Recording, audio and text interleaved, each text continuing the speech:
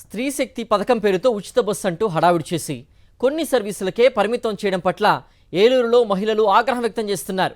Non stop super deluxe బస్సులకు టికెట్లు తీసుకోవాల్సి వస్తోందంటూ మండిపడుతున్నారు. దీనిపై మరింత సమాచారం ఏలూరు నుంచి మా ప్రతినిధి రాజు అందిస్తారు.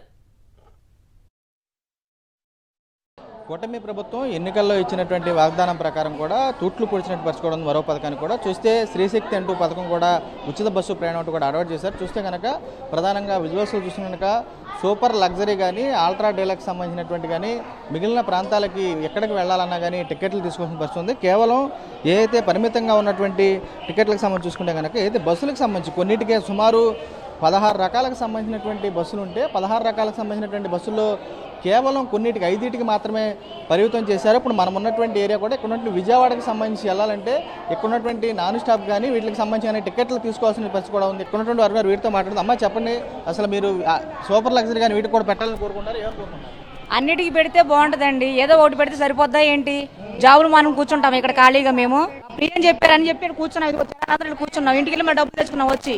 ఆ విషయం ముందు చెప్పాలి కదా. 10,000 కొట్టండి, ఎలా సరిపోతుంది చెప్పండి? 10,000కి ఎప్పుడో ఒక బస్సు చేస్తారు, రోజుకో బస్సు చేస్తారా?